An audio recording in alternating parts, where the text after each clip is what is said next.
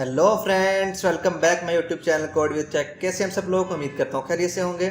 So guys, आज हम देखने वाले हैं बहुत ही इंपॉर्टेंट टॉपिक, पाइथन में डिक्शनरीज क्या होती हैं, डिक्शनरी को हम किस तरह से यूज़ कर सकते हैं, इनके कुछ मेथड्स देखेंगे और इसके कुछ कॉन्सेप्ट देखेंगे कि कॉन्सेप्ट क्या है और इसका सिंटैक्स क्या है। तो गाइस, अब यहाँ पर देख सकते हैं डिक्शनरी में, यानी कि डिक्शनरी हम किस तरह से क्रिएट कर सकते हैं। सबसे पहले ये देख लेते हैं, फिर हम उसका सिंटैक्स भी देखेंगे क्या है सिंटैक्स।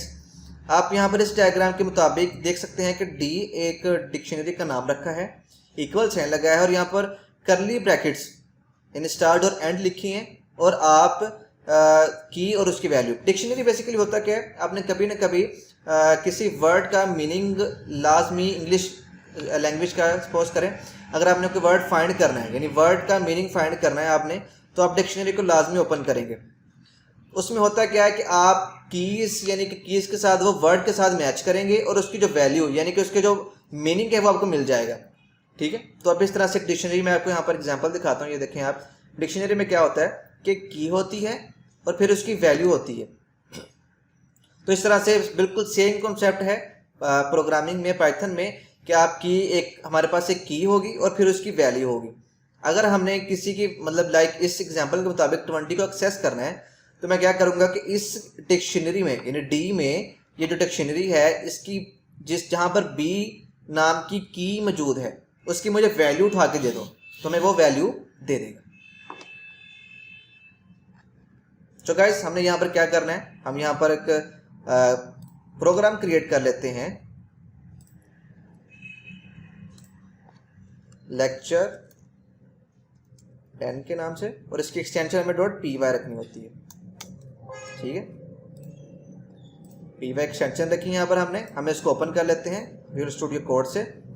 हम जस्ट यहाँ पर एक बार टेस्ट कर लेते हैं कि हमारे पास जो फाइल एग्जैक्ट बनी है या नहीं।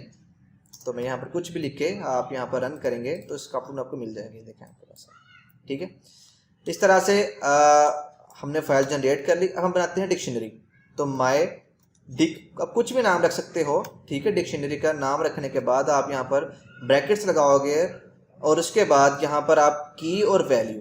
ठीक है, की आप कोई एक नंबर भी दे सकते हो, की आप कोई स्ट्रिंग भी दे सकते हो, तो ये आप पे डिपेंड करता है। सपोज करें मैं एग्जांपल को लेके चलता हूँ, मेरे पास एक की है ए नाम की और उसकी वैल्यू में साइन कर देता हूँ this is my first dictionary. ठीक है, तो आप कुछ भी यहाँ पर कर सकते हैं, कुछ भी आप लिख सकते हैं।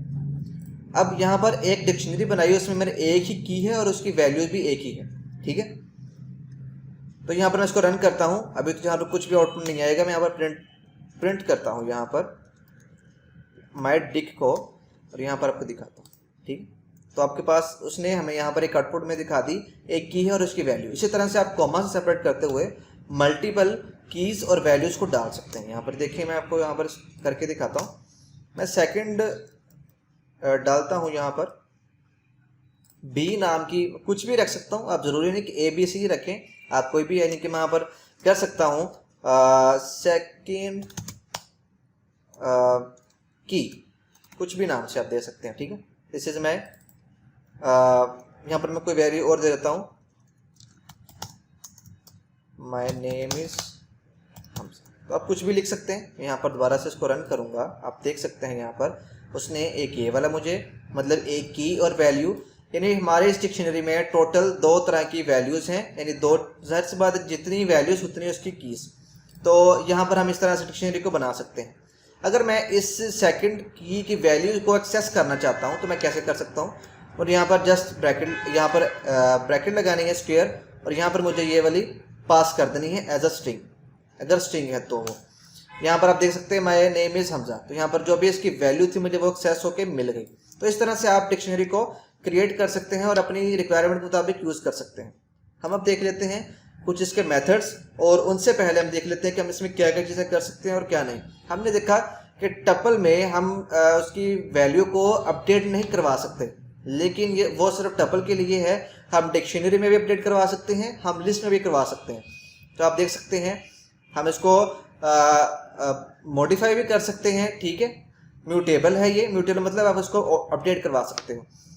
हाँ, ये एक जो यहाँ पर मैंने बोला पहले आपको कि एक ऑर्डर फॉर्म में जैसा कि लिस्ट होती है 0 1 2, इस तरह से आप इसको एक्सेस नहीं कर सकते। हम इनको कीज के जरिए ही एक्सेस करते हैं। और यहाँ पर क्या लिखा गया है कि ये जो कीज हैं, यानी जो कीज हैं वो हमेशा यूनिक होंगी। जैसा कि ये देखिए डिक्शनरी की एग्जांपल है, आपकी जो की होती है हमेशा ये यूनिक होती है। ऐसा नहीं कि आपने 2 बार सेम वर्ड ही लिख दिया, सेम की ही लिख दिया, ऐसा नहीं होता।